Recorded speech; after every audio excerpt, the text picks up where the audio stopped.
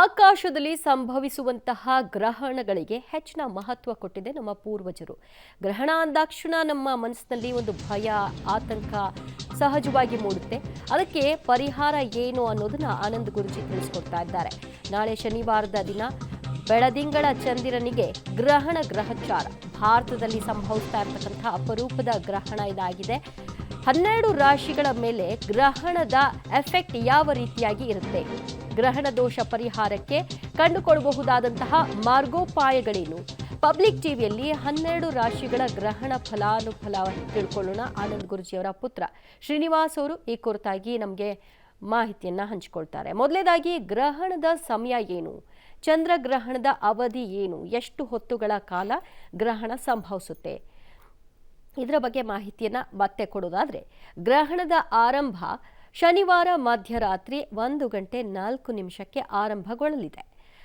ಹಾಗಾಗಿ ಇದರ ಪ್ರಭಾವ ಸಹಜವಾಗಿ 2 ದಿನ ಅಂದರೆ ಶನಿವಾರ ಭಾನುವಾರ 2 ದಿನ ಇರುತ್ತೆ. ಮಧ್ಯರಾತ್ರಿಯಲ್ಲಿ ಆರಂಭ ಆಗ್ತಾ ಇರೋದ್ರಿಂದಾಗಿ ಹಾಗಿದ್ರೆ ಇದರ ಅಂತ್ಯ ಯಾವಾಗ? ಭಾನುವಾರದ ಮಧ್ಯರಾತ್ರಿ ಇದು ಅಂತ್ಯಗೊಳ್ಳುತ್ತೆ. 2 ಗಂಟೆ ಆಸುಪಾಸು ಅಂತ್ಯಗೊಳ್ಳುತ್ತೆ. ಗ್ರಹಣದ ಕಾಲ 1:20 ಅವಧಿ. ಈ 1:20 ಅವಧಿಯಲ್ಲಿ ಏನು ಮಾಡಬೇಕು, ಇಡೀ ಶನಿವಾರ ಮತ್ತು ಭಾನುವಾರ ಯಾವ ರೀತಿಯಾಗಿ ಗ್ರಹಣದ ವಿಚಾರದಲ್ಲಿ ಎಚ್ಚರಿಕೆಯನ್ನು ವಹಿಸಬೇಕು, ಇದೆಲ್ಲದರ ಬಗ್ಗೆ ಮಾಹಿತಿಯ ಜೊತೆಗೆ 12 ರಾಶಿಗಳ ಗ್ರಹಣಗಳ ಫಲ ಏನಿದೆ ಅನ್ನೋದರ ಬಗ್ಗೆ ಆನಂದ್ ಗುರೂಜಿಯವರ ಪುತ್ರ ಶ್ರೀನಿವಾಸ್ ಅವರು ಮಾಹಿತಿ ಕೊಡ್ತಾರೆ. 12 ರಾಶಿಗಳನ್ನು ಈಗ ಪ್ರಾರಂಭವನ್ನು ಮಾಡೋಣ. ನಮಃ ಸೂರ್ಯಾಯ ಚಂದ್ರಾಯ ಮಂಗಳಾಯ ಬುಧಾಯ ಚ ಗುರು ಶುಕ್ರ ಶನಿಭ್ಯಶ್ಚ ರಾಹವೇ ಕೇತವೇ ನಮಃ. ರಾಶಿಗಳಲ್ಲಿ ಮೊದಲನೇ ರಾಶಿ ಮೇಷರಾಶಿ. ಮೇಷರಾಶಿ ಮೇಷಲಗ್ನ. ಮೇಷಲಗ್ನದಲ್ಲಿರ್ತಕ್ಕಂಥವರ ಭವಿಷ್ಯತ್ತನ್ನು ತಿಳಿಸೋದಾದ್ರೆ ಸ್ವಲ್ಪ ಜೋಪಾನವಾಗಿರಬೇಕು ಅಂತಾನೆ ಹೇಳ್ಬೋದು, ಸ್ವಲ್ಪ ಸೂಕ್ಷ್ಮವಾಗಿರಬೇಕು ಅಂತಾನೆ ಹೇಳ್ಬೋದು. ಯಾಕೆಂದ್ರೆ ತಾವು ಅಂದುಕೊಂಡಿರ್ತಕ್ಕಂಥ ಎಲ್ಲಾ ಕೆಲಸಗಳನ್ನು ಕೂಡ ಕಾರ್ಯಸಿದ್ಧಪಡಿಸ್ಕೊಳ್ತಕ್ಕಂಥದ್ದು ಸ್ವಲ್ಪ ಕಷ್ಟಕರನೇ.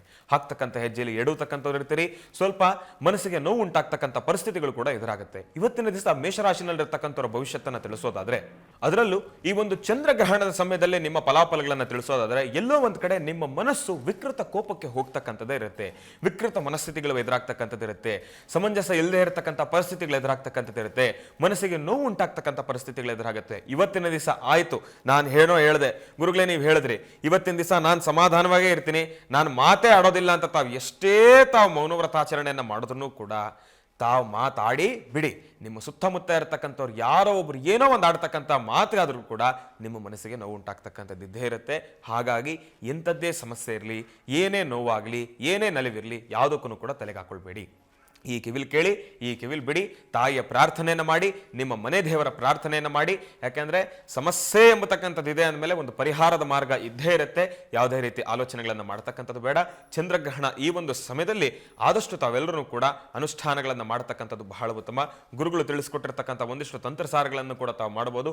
ತಾವು ಮಾಡಬೇಕಾಗಿರ್ತಕ್ಕಂಥ ಕೆಲಸ ಏನಪ್ಪಾ ಅಂದ್ರೆ, ನಾಳೆ ಭಾನುವಾರ ಗ್ರಹಣ ಮುಗಿದಾದ ನಂತರ ಮೇಷರಾಶಿನಲ್ಲಿರ್ತಕ್ಕಂಥವ್ರು ಶಿವನ ಸಾನ್ನಿಧ್ಯಕ್ಕೆ ಹೋಗಿ ಬರ್ತಕ್ಕಂಥದ್ದು ಬಹಳ ಉತ್ತಮ.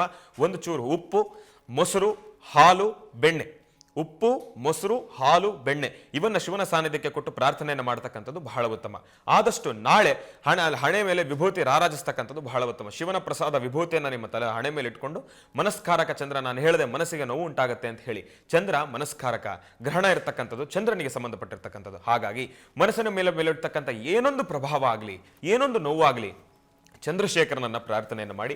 ಯಾಕೆಂದ್ರೆ ಮುಳ್ಳಿಂದನೇ ತೆಗಿಬೇಕು ಅಂತ ಹೇಳ್ತಾರೆ. ಹಾಗಾಗಿ ಚಂದ್ರಗ್ರಹಣ ಇರುವ ಕಾಲದಲ್ಲಿ ಚಂದ್ರಶೇಖರನನ್ನ ಪ್ರಾರ್ಥನೆಯನ್ನು ಮಾಡೋದ್ರಿಂದ ಸಾಕಷ್ಟು ಹೆಚ್ಚಿನ ಫಲಾಫಲಗಳನ್ನ ಖಂಡಿತ ಸಿದ್ಧಪಡಿಸ್ಕೊಳ್ತೀರಾ. ಒಳ್ಳೆಯದಾಗಲಿ, ಶುಭವಾಗಲಿ. ರಾಶಿಗಳಲ್ಲಿ ಮುಂದಿನ ರಾಶಿ ವೃಷಭ ರಾಶಿ. ವೃಷಭ ಲಗ್ನದಲ್ಲಿರ್ತಕ್ಕಂಥವ್ರ ಭವಿಷ್ಯತ್ತನ್ನು ತಿಳಿಸೋದಾದ್ರೆ, ಇವತ್ತಿನ ದಿವಸ ತಾವು ಅಂದುಕೊಂಡಿರ್ತಕ್ಕಂಥ ಎಲ್ಲಾ ಕೆಲಸಗಳನ್ನ ಕಾರ್ಯಸಿದ್ಧಪಡಿಸ್ಕೊಳ್ತಕ್ಕಂಥದ್ದು ಆಗೋದಿಲ್ಲ. ಇನ್ನ ಈ ಕಡೆ ನಿಮ್ಮ ಮನಸ್ಸಿಗೆ ಒಂದಿಷ್ಟು ನೆಮ್ಮದಿ ಮಾತ್ರ ಖಂಡಿತವಾಗಿ ಉಂಟು.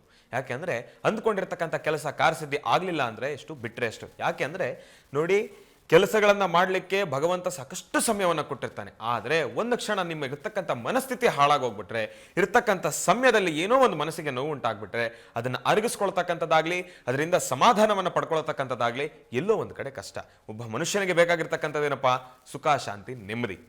ಆ ನೆಮ್ಮದಿಗಾಗ್ಲಿ ಸುಖ ಶಾಂತಿಗಾಗ್ಲಿ ಯಾವುದೇ ರೀತಿ ಕೊರತೆ ಇಲ್ಲ. ಆದರೆ ಏನಾದರೂ ಒಂದು ಕೆಲಸಗಳನ್ನು ಕಾರ್ಯಸಿದ್ಧಿಪಡಿಸ್ಕೊಳ್ಳಿಕ್ಕೆ ತಾವು ಮುಂದುವರಿತಕ್ಕಂಥದ್ದಾಗ್ಲಿ, ಒಂದು ವೇಳೆ ಭೂಮಿಯ ವಿಚಾರವಾಗಿ ಎಲ್ಲಾದರೂ ಒಂದು ಲೇವಾದೇವಿ ಮಾಡಬೇಕಾಗಿರ್ತಕ್ಕಂಥದ್ದಾಗ್ಲಿ, ಇಲ್ಲ ಹೊಸದಾಗಿರ್ತಕ್ಕಂಥ ಒಂದು ಭೂಮಿಯನ್ನು ಖರೀದಿ ಮಾಡಬೇಕು ಅದನ್ನು ನೋಡ್ಕೊಂಡು ಬರ್ತಕ್ಕಂಥದ್ದಾಗ್ಲಿ, ಒಂದು ಸ್ಪಾಟ್ ಇನ್ಸ್ಪೆಕ್ಷನ್ ಅನ್ನು ಮಾಡ್ಕೊಂಡು ಬರ್ತಕ್ಕಂಥದ್ದಾಗ್ಲಿ, ಇಲ್ಲಾಂದ್ರೆ ದುಡ್ಡು ಕಾಸಿನ ವಿಚಾರವಾಗಿ ಲೇವಾದೇವಿ ಮಾಡ್ತಕ್ಕಂಥದ್ದಾಗ್ಲಿ, ಕೊಟ್ಟು ತೆಗೆದುಕೊಳ್ತಕ್ಕಂಥದ್ದಾಗ್ಲಿ, ದೂರವಾರ ಪ್ರಯಾಣವನ್ನು ಪ್ರಾರಂಭ ಮಾಡ್ತಕ್ಕಂಥದ್ದಾಗ್ಲಿ, ಇಲ್ಲಾಂದ್ರೆ ಹೋಗ್ತಕ್ಕಂಥದ್ದಾಗ್ಲಿ, ಇದು ಯಾವುದಕ್ಕೂ ಕೂಡ ಅಷ್ಟಾಗಿ ಸೂಕ್ತವಾಗಿರ್ತಕ್ಕಂಥದ್ದಲ್ಲ. ಆದಷ್ಟು ಸ್ವಲ್ಪ ವಾಸ್ತುಗೃಹದಲ್ಲೇ ಇರತಕ್ಕಂಥದ್ದು ಬಹಳ ಉತ್ತಮ. ವೃಷಭ ರಾಶಿನಲ್ಲಿರ್ತಕ್ಕಂಥವ್ರು ತಾಯಿ ಮಹಾಲಕ್ಷ್ಮಿಯನ್ನ ಪ್ರಾರ್ಥನೆಯನ್ನು ಮಾಡ್ತಕ್ಕಂಥದ್ದು ಬಹಳ ಉತ್ತಮ. ಓಂ ಶ್ರೀ ಮಹಾಲಕ್ಷ್ಮೀ ನಮಃ, ಓಂ ಶ್ರೀ ಮಹಾಲಕ್ಷ್ಮೀ ನಮಃ, ಓಂ ಶ್ರೀ ಮಹಾಲಕ್ಷ್ಮೀ ನಮಃ ಎಂಬತಕ್ಕಂಥ ಮಹಾಮಂತ್ರವನ್ನ ಒಂದು 11 ಬಾರಿನೋ 18 ಬಾರಿನೋ 48 ಬಾರಿನೋ ಮನಸ್ಸಿನಲ್ಲಿ ಪ್ರಾರ್ಥನೆಯನ್ನು ಮಾಡ್ತಾ ತಾಯಿಗೆ ಒಂದಿಷ್ಟು ಪುಷ್ಪಾರ್ಚನೆನೋ ಕುಂಕುಮಾರ್ಚನೆಯನ್ನು ಮಾಡೋದ್ರಿಂದ ಸಾಕಷ್ಟು ಹೆಚ್ಚಿನ ಫಲಾಫಲಗಳನ್ನ ಖಂಡಿತ ಸಿದ್ಧಪಡಿಸ್ಕೊಳ್ತೀರಾ. ಒಳ್ಳೆಯದಾಗಲಿ, ಶುಭವಾಗಲಿ. ಮಿಥುನ ರಾಶಿ, ಮಿಥುನ ಲಗ್ನ. ಮಿಥುನ ರಾಶಿ, ಮಿಥುನ ಲಗ್ನದಲ್ಲಿರ್ತಕ್ಕಂಥವ್ರ ಭವಿಷ್ಯತ್ತನ್ನು ತಿಳಿಸೋದಾದ್ರೆ ಇವತ್ತಿನ ದಿವಸ ತಾವು ಅಂದುಕೊಂಡಿರ್ತಕ್ಕಂಥ ಎಲ್ಲ ಕೆಲಸಗಳನ್ನು ಕೂಡ ಕಾರ್ಯಸಿದ್ಧಿಪಡಿಸ್ಕೊಳ್ತೀರಿ. ಒಂದಿಷ್ಟು ಸುಖ ಶಾಂತಿ ನೆಮ್ಮದಿ ಏನೋ ನಿಮಗಿದೆ. ಅಂದುಕೊಂಡಿರ್ತಕ್ಕಂಥ ಕೆಲಸಗಳನ್ನ ಕಾರ್ಯಸಿದ್ಧಿಪಡಿಸ್ಕೊಳ್ಬಹುದು ಎಂಬತಕ್ಕಂಥ ಮಾತನ್ನ ಹೇಳೋದಾದ್ರೆ ಇವತ್ತಿನ ದಿವಸ ಚಂದ್ರಗ್ರಹಣ. ನಾನು ಹೇಳೋದೇನಪ್ಪಾ ಅಂದ್ರೆ ಕೆಲಸ ಕಾರ್ಯ ಅಂದ್ಕೊಂಡಿರ್ತಕ್ಕಂಥದನ್ನ ಕಾರ್ಯಸಿದ್ಧಿಪಡಿಸ್ಕೊಳ್ಬಹುದು. ಆದರೆ ಸಮಸ್ಯೆಗಳು ಕೂಡ ಹಾಗೆ ಇರುತ್ತೆ. ಮನಸ್ಸಿಗೆ ಸುಖ ಶಾಂತಿ ನೆಮ್ಮದಿ ಇದೆ ಅಂತಲೂ ಕೂಡ ಹೇಳಿದೆ. ಆದರೆ ಚಂದ್ರಗ್ರಹಣ, ಗ್ರಹಣ ಕಾಲ ಅಂತಂದ ಮೇಲೆ ರಾಶಿ ನಕ್ಷತ್ರ ಪ್ರಕಾರ ಕ್ಷಣ ಕ್ಷಣಕ್ಕೂ ಕೂಡ ಸಮಯ ಮೀರಿದಂಗೂ ಕೂಡ ಒಂದಿಷ್ಟು ಬದಲಾವಣೆಗಳಿಂದ ನಾವು ಅನುಭವಿಸ್ತಾನೆ ಇರ್ತೀವಿ. ಯಾಕೆಂದ್ರೆ ಚಂದ್ರಗ್ರಹಣ ಪ್ರಾರಂಭ ಆಗೋವರೆಗೂ ಕೂಡ ಒಂದು ರೀತಿ ವಿಚಾರಗಳನ್ನು ನಾವು ಅರ್ಥಕೊಳ್ಬಹುದಾದ್ರೆ ಪ್ರಾರಂಭ ಆದ್ಮೇಲೆ ಒಂದಿಷ್ಟು ಸಮಸ್ಯೆಗಳನ್ನು ಕೂಡ ನಾವು ಎದುರಾಡ್ಕೊಳ್ಬಹುದು. ಇವತ್ತಿನ ದಿವಸ ಮಿಥುನ ರಾಶಿನಲ್ಲಿರ್ತಕ್ಕಂಥವ್ರು ತಾವೂ ಕೂಡ ಭಗವಂತನನ್ನ ಪ್ರಾರ್ಥನೆಯನ್ನು ಮಾಡ್ತಕ್ಕಂಥದ್ದು ಬಹಳ ಉತ್ತಮ. ಚಂದ್ರಶೇಖರನನ್ನ ಪ್ರಾರ್ಥನೆಯನ್ನು ಮಾಡ್ತಕ್ಕಂಥದ್ದು ಬಹಳ ಉತ್ತಮ. ಒಳ್ಳೆಯದಾಗ್ಲಿ, ಶುಭವಾಗಲಿ.